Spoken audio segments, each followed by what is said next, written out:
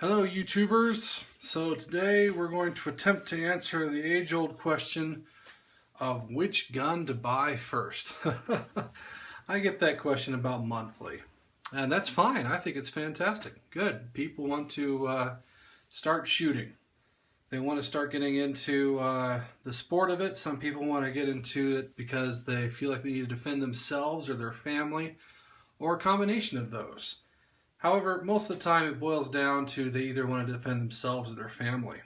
Usually that's what happens when they get their first gun, especially when it's an adult that is buying a gun for the first time after they have gotten all grown up and stuff.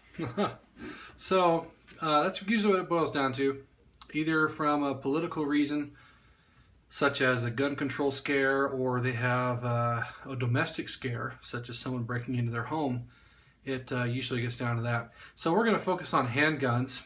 For most people, a handgun is a good first choice. First of all, they're relatively inexpensive, most of them. You can't get to real expensive ones. But they don't require a huge amount of investment right off the bat.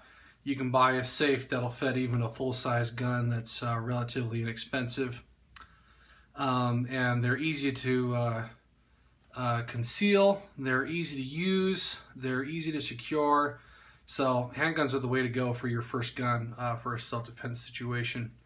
So I carry a combination of these depending on what I'm wearing. You don't have to have that many guns to start off with. You can start with just one.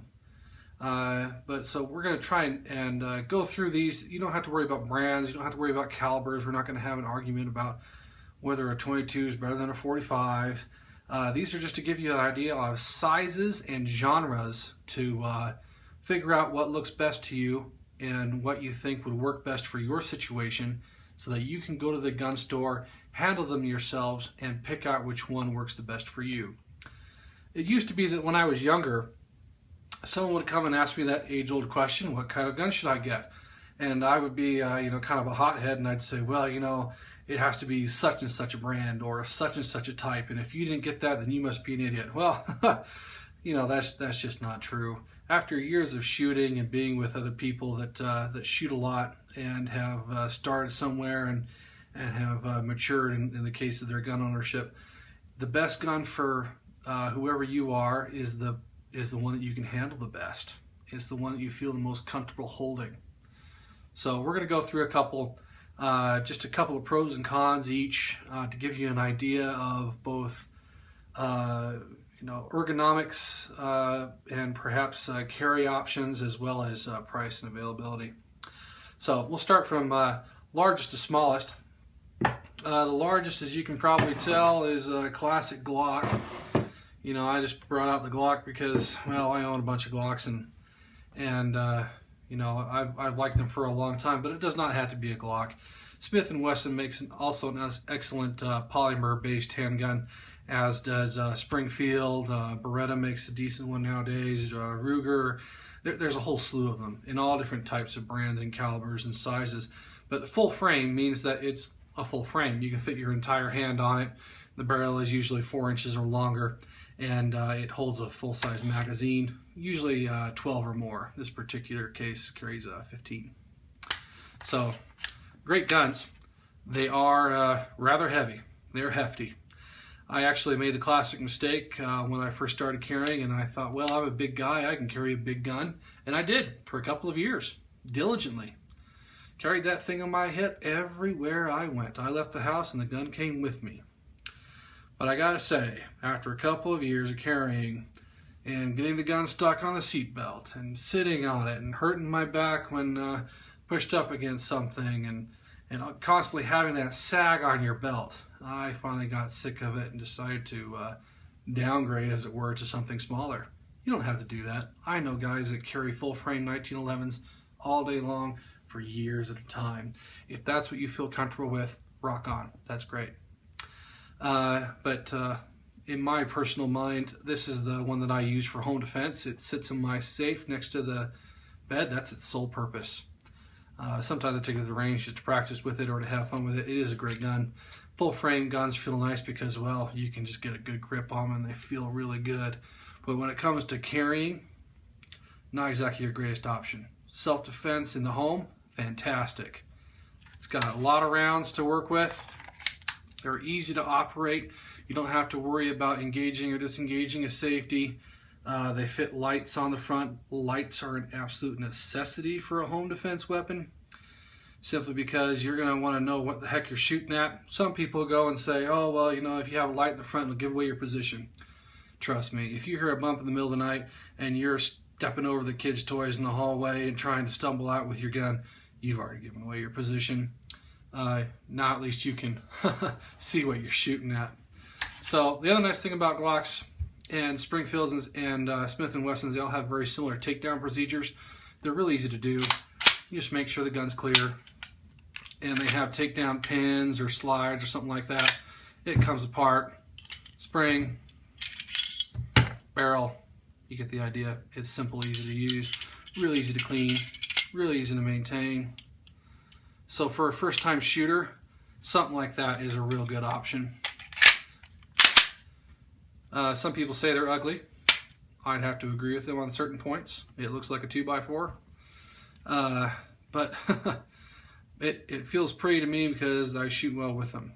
With all three brands, the major brands, they're just really easy to hold for me. So if your thing is to get a really nice big full frame 1911, which we don't have here, but you know those are classy, you can look those up. That's great. So that's that. You can use it with a hip holster like this. This is something you see the police wear. You know, these are great. They have a retention thing. They're really easy to draw. Excuse me.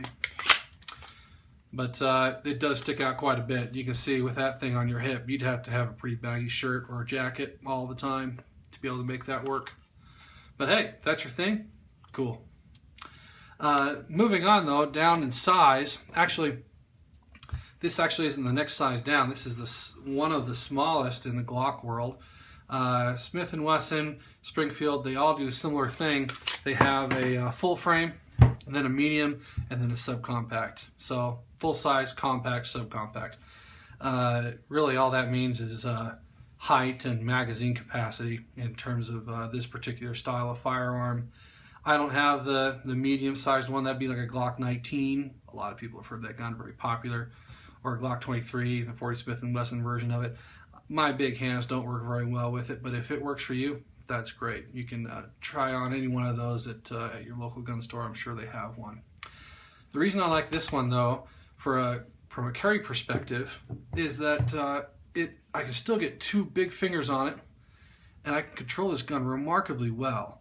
I can shoot with these almost as good as I can my full frame, darn near the same. And if your budget won't allow you to have one gun for home defense and one gun for carry, this can actually function as both, even though it only holds 10 rounds. This is a 9mm version. 10 rounds is still quite a few, and believe it or not, Glocks are interchangeable in terms of their magazine. As long as it's the same caliber, you can put the same caliber magazine into any Glock, no matter the generation. So now I've got a full frame grip almost. You know, it doesn't feel exactly the same, but you can do that. Heck, you can even get crazy and, you know, they make these extended mags for them. 22 rounds for a 40 Smith & Wesson, 31 rounds for a 9mm. Shoot, you can keep that in your safe and you've got 22 misses. Well, I shouldn't say that. 21 misses and you can make the last one count. But that is one option. Actually, this is my buddy's gun. Because my other Glock 27, which I carry, is in the car. and he just keeps this as his primary weapon, his primary handgun for both home defense and for carry, because he figures, shoot, I can just put a bigger mag in it if I need it, and I can shoot just as well with this as I can a full frame Glock 17, which he had before. So he just keeps that. That's fantastic. Good for him. These takedown very similar. You can use holsters, something like this. This is an inside the waistband holster, leather.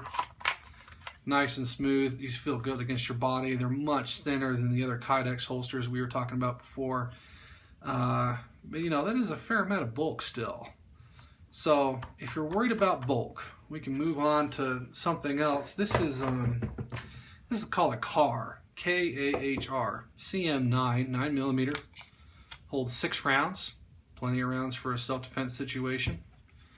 similar to a Glock in that, or the other types of configurations, that it has a steel slide and polymer lower, so they're lightweight. This is a little bit thinner than the Glock is, or the other configurations of its type. You can see those two, it's a little bit shorter, and it's just a touch thinner.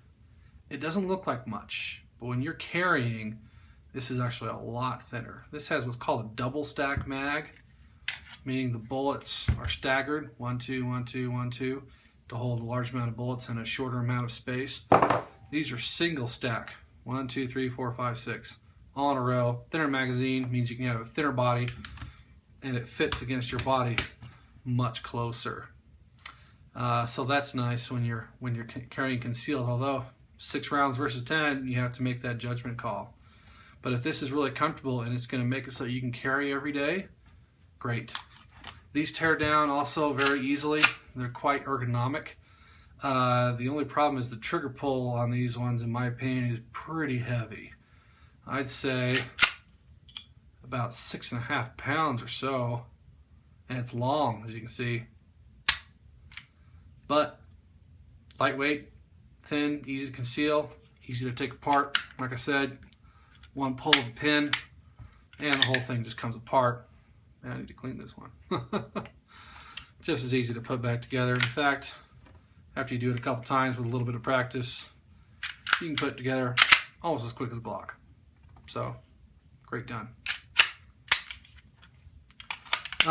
The only problem is, some people say, hey, these are ugly. I want something more pretty. Some people, they like to accessorize. That's fine, especially for the ladies. In fact, same buddy who owns this gun, his wife carries this little beauty right here. This is a Sig Sauer P938, 9mm gun also. Very similar to the car in both size and weight. As you can see, they're almost exactly the same length, almost exactly the same width. They hold the same amount of rounds, but, well, you gotta admit it, this one's just prettier. Sig Sauer, this is a scaled down version of a full-size 1911. The only difference is that smaller caliber, a little bit shorter, a little bit less girth, if you will, and it also doesn't have the traditional beaver tail safety that you would see on that particular type of firearm. It does have the traditional safety there, and the rest of it works pretty much the same. The fit and finish on these guns is just fantastic. If you're really into carrying something nice, boy, this is the way to go.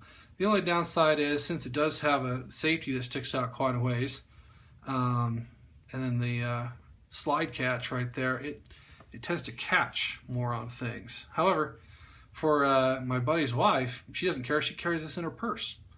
So she doesn't really care too much about it getting caught in her pocket or so on. She just carries it in something simple, like this little pocket holster you see here, and it slips into her purse. Or a lot of ladies have those really cool little concealed purses where they have a dedicated conceal area in the purse, like a little holster, and you can slide in and slide out and nobody even knows it's there. So that's nice, but the one thing about these guns is, oh gosh, they are just a joy to operate. Super smooth, like glass.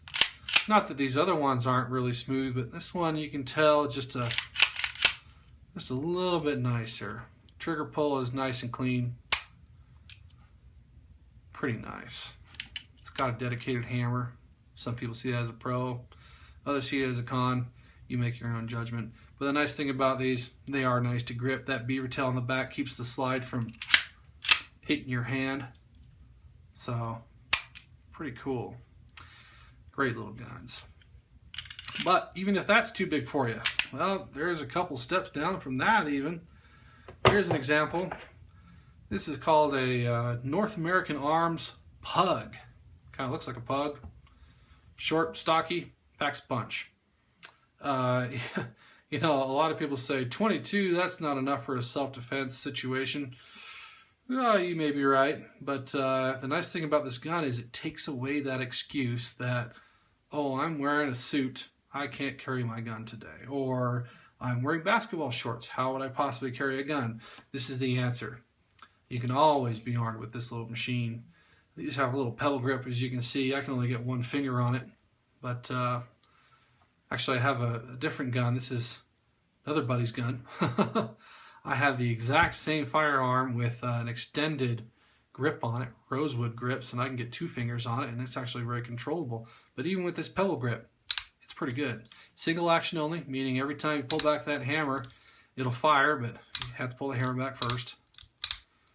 But the fit and finish on these is also very good. They have also excellent sights for such a small gun.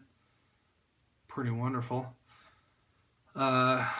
And it is actually very safe. People worry about revolvers. This has a safety notch in between each round, so you can let the hammer slide down in between that notch and locks it up nice and safe, so you can still carry it.